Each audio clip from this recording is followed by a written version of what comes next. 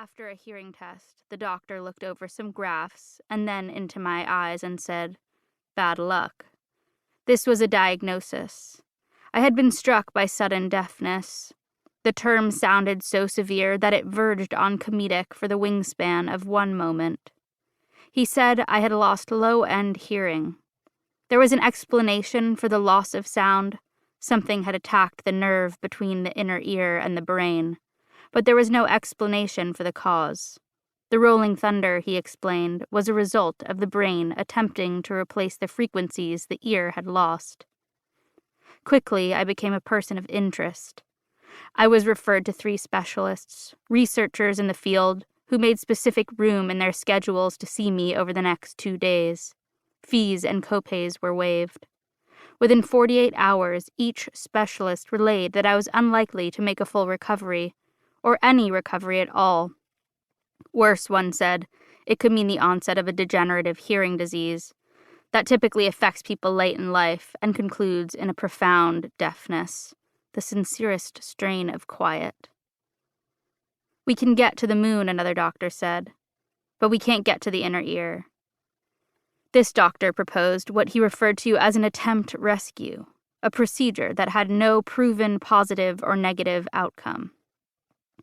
The attempt rescue would entail a local anesthetic and a small javelin-like instrument that would be used to puncture directly through the drum. After they created the hole in the drum, a needle would retrace the javelin's path and push steroids somewhere toward the problem area. I agreed to the procedure, which took place the following morning, at the same time as the late afternoon wedding reception. The bride's mother sent a photo of 9 white folding chairs on a patio facing the Adriatic Sea. The show must go on. I had just moved into a 1-room apartment with my little black dog.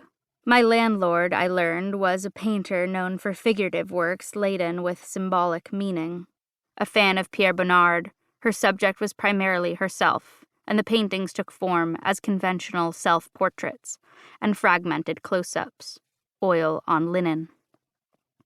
A critic had compared them to the short stories of Chekhov.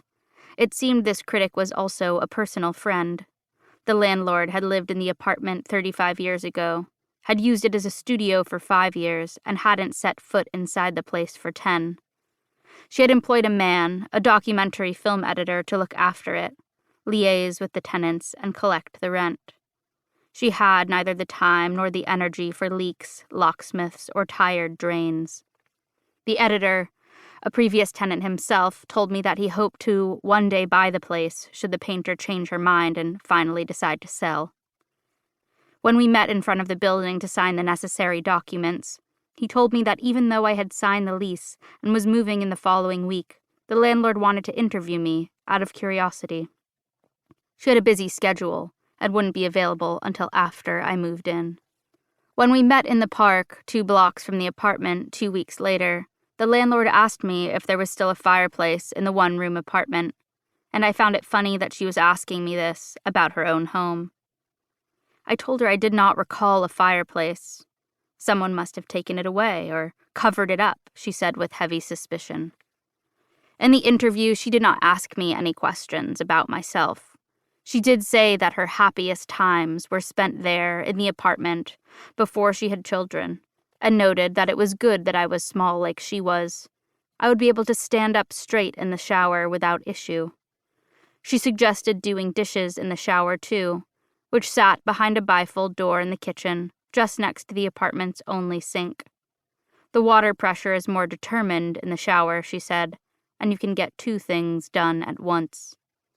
She told me that the southern light that came in was special because it was muted perfectly by the way the buildings stood at different angles and heights in the back courtyard. Direct light is a real hassle, she said. She said the light in the apartment was very androgynous. The courtyard on which the apartment's 2 windows looked out was the courtyard from Rear Window, she told me. Hitchcock had shot footage from the roof and other surrounding buildings in order to construct his set, a near-perfect replica. It's very funny, she said, when she lived in the apartment, the super had actually murdered a tenant. I said the super seemed nice.